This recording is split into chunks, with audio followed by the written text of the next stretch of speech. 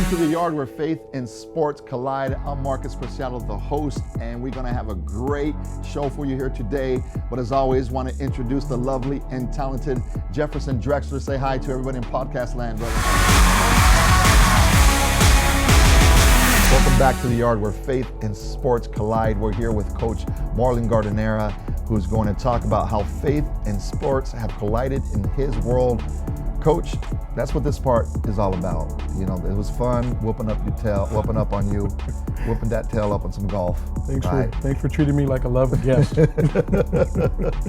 But now we really want to talk about important stuff, because even the stuff you were talking about, the building blocks of success, you know, even the reason why you're starting this initiative is all built around love. You know, even though they're not verses attached to them, but it is the Spirit of Christ in you, right? So talk to us a little bit more how faith and sports have collided in your world. Well, I'll attach a verse, I'll paraphrase it, Luke 12:48, to much is given, much is expected. I have been given,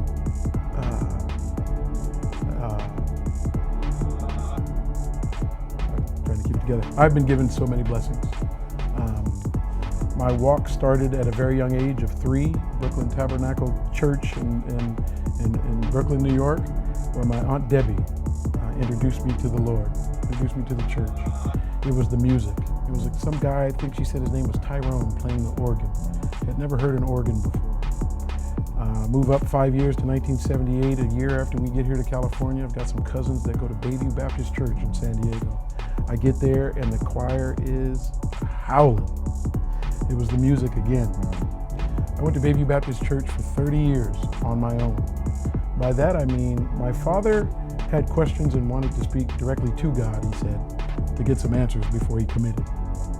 My mother and myself, this is always throws a twist in people's world as they understand my Christianity. I'm Jewish. My mother is of the maternal bloodline. My grandmother is Gilda Katz. So I grew up knowing I was Jewish, but I still had the music. I had the music, like I said, at Bayview for 30 years. At some point, I just understood my spirit, my soul, just my being, that there was something in this world bigger than me, more important than me, and something had to be creating this life that I had, and it was nothing I could have possibly done. To have life and love and friendships and sports and, you know, physique-wise, I was, I kind of looked similar to this, just minus the signs of age, the extra love. I felt like I was just blessed. I was given and received and loved. And I remember being in the business world and having a little success, and I remember thinking to myself, man, this is when I have to double down on my relationship. I have to share the good news. I want people to know that this could be your life. Because folks, I didn't do it. It wasn't me. I am not capable of the blessings I've received. So I've been connected to the church alone my entire life. I would hitch rides. I would ask people that I barely knew that I knew lived in church, and they lived somewhere near me, and can I get a ride to go to church? So I've just always been connected. Sports, like I said, the good fortune, the physique, the approach, they're gifts. You're given gifts. You know, there's people who work really, really hard, but you know, a good scout will tell you, I can tell you the minute I see someone whether or not they have a chance. The guys that get to the highest level, they had it or they didn't. Well, they got it from somewhere, as far as I'm concerned. And that was a blessing to me. And then as I got a little bit older, I got some other blessings.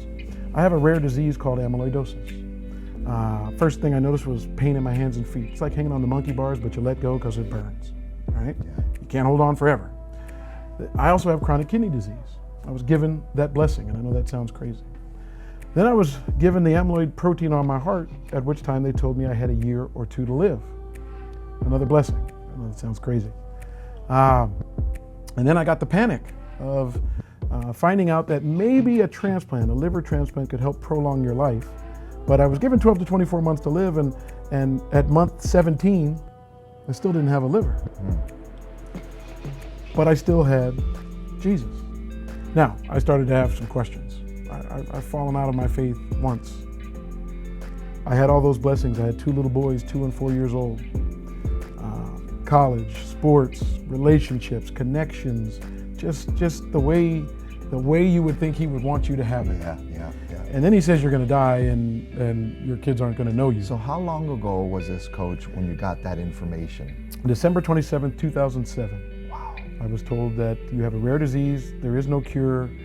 My doctor didn't even really know what it was. He just says once the protein gets to your heart, you typically have about a year or 2 to live. So in 2007, Yes. 13 years ago, you had to prepare yourself for maybe having 2 more years.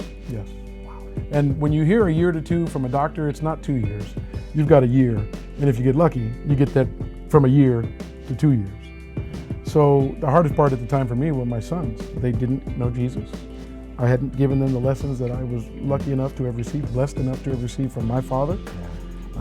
It was awful. So there was a time when I certainly questioned, okay, what's this? Why are we playing this game? Now's not the time. I have work to do.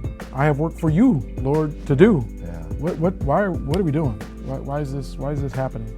So I did have that falling out, but I called every one of the diseases and conditions a blessing. Because if you ever want to have your faith tested and come out on the other side stronger, go through that. Wow. So it took 18 months. I got the liver transplant. It prolonged my life by slowing down the impact of this particular disease. It could happen again, but I'd be 120 years old. I'd have to be a biblical age before I would notice it. So I was able to prolong my life, but after you get a transplant, there are a list of things that happened that were also blessings. I instantly became a diabetic, insulin dependent. I had to take 4 or 5 shots a day. In 2013, because I'm immunocompromised, my heart stopped. About 4 minutes. They had to do CPR to bring me back here. I didn't see a light, so I'm not sure if I'm doing a good job or not. It was all darkness. But again, if you want to understand the power of the Lord, get to the other side of that. Wow.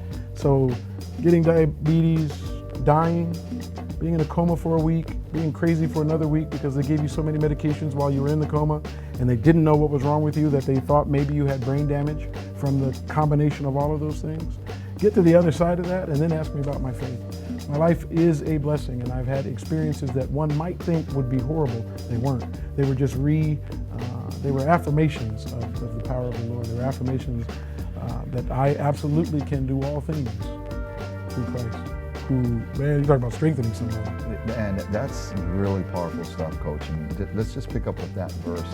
I see that verse, and it's a great verse.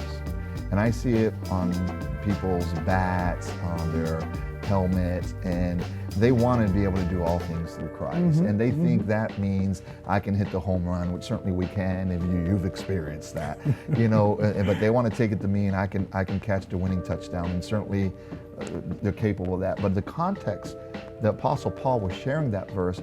If you take a look at the verses prior to that, he was talking about how exactly what you're talking about. He was saying, I've learned to be content in all things. He was saying, and I'm paraphrasing here, look, I can be broke or I can be rich, right? I can be strong or I can be weak. I can be thriving or I can be holding on for my life. I have learned that I can do all things through Christ who strengthens me. And what he was really talking about is exactly what you were talking about. What he can do is suffer. What he can do is go through those things, because we can all shine. I don't need Christ's strength for me to be rich, right? I don't need Christ's strength to be successful. Now, I need his blessing, but I don't need his strength to get me through that.